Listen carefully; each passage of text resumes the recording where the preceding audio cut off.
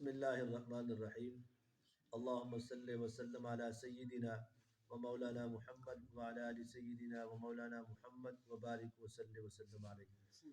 ہمارا سبق چل رہا تھا سنت کے سیکھنے کا، کہ ہمیں زندگی کے ہر موڑ میں اپنے نبی کی سنتوں کو سیکھ کر اس سے گزارنا ہے، زندگی گزارنی ہے۔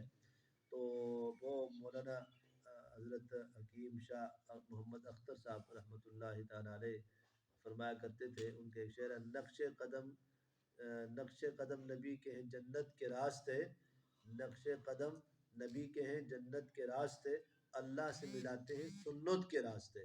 تو یہ سنت کا جو راستہ ہے یہ اللہ سے ملاتا ہے۔ تو سنت کے مطابق اگر ہم زندگی گزاریں گے، اپنے عمل کو سیدھا کریں گے، تو انشاءاللہ ہماری یہ زندگی بھی عمل والی بن جائے گی اور یہ آخرت والی بن جائے گی اور کامیاب زندگی بن جائے گی۔ تو ہمارا سبق چل رہا تھا واش روم میں جانے کا سنت طریقہ، اس میں ہم نے 17 باتیں پڑھنی تھی، 10 باتیں ہم نے پڑھ لی تھی اور ان 10 باتوں کا ہم نے اعادہ کر لیا تھا، اور آج ہم پڑھیں گے 10 سے آگے۔ ہمارا آج کی 11ویں بات اس کے حوالے سے، 11ویں سنت یہ ہے کہ جب پیشاب کرتے وقت یا استنجا کرتے وقت عضو خاص کو، یعنی یوں کہ شرمگاہ کو ہاتھ نہیں لگانا چاہیے، دایاں ہاتھ نہ لگائیں، عضو خاص کو یعنی شرمگاہ کو دایاں ہاتھ نہیں لگانا، بایاں ہاتھ لگانا ہے۔ بائیں ہاتھ کے ساتھ استنجا کرنا ہے، دائیں ہاتھ کے ساتھ استنجا نہیں کرنا ہے۔ استنجا ہمیشہ بائیں ہاتھ کے ساتھ کیا جاتا ہے، تو یہ بھی ایک سنت عمل ہے۔ پیشاب کرتے وقت یا استنجا کرتے وقت عضو خاص کو دائیں ہاتھ کے ساتھ نہیں پکڑنا بلکہ بائیں ہاتھ کے ساتھ پکڑنا ہے، اور بائیں ہاتھ کے ساتھ ہم نے استنجا کرنا ہے۔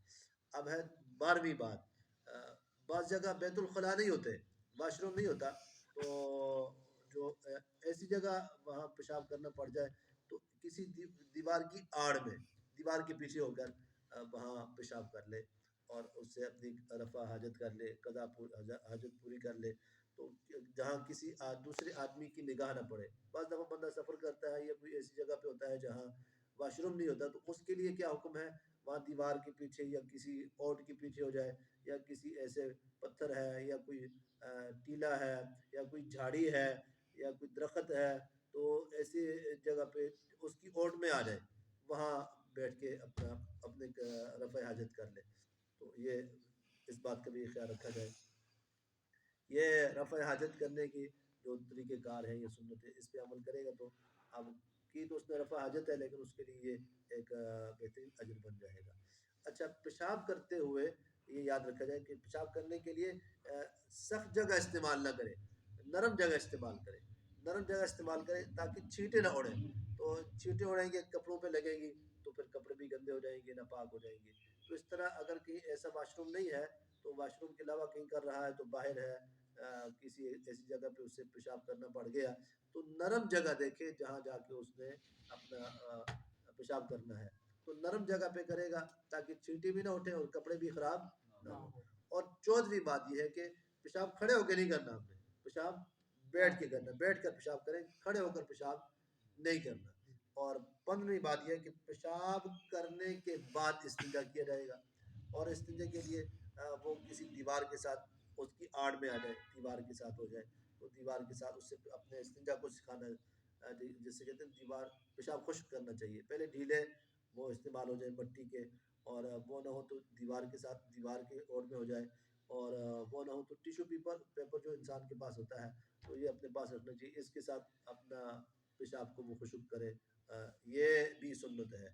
اور وضو سنت کے موافق گھر ہی میں کرنا چاہیے، تو گھر سے وضو کر کے مسجد میں آنے کے بڑے اجر و ثواب ہے، کیونکہ ہمارا وہ موضوع نہیں ہے، انشاءاللہ ہم آگے اس پہ کریں گے بات۔ تو وضو کا جو ہے وہ یہ سنت کے موافق گھر پہ کرنا چاہیے۔ اور آج کی 17ویں بات یہ ہے، آخری بات ہماری، کہ سنت گھر پہ پڑھ کر جانا چاہیے، موقع نہ ہو تو پھر مسجد میں پڑھ لیں۔ سنتیں گھر میں پڑھنے سے بڑا اجر و ثواب ہے، سنتوں کو گھر میں ادا کر لیں اور سنتیں گھر میں ادا کر کے مسجد میں جا کے فرض پڑھ لیں۔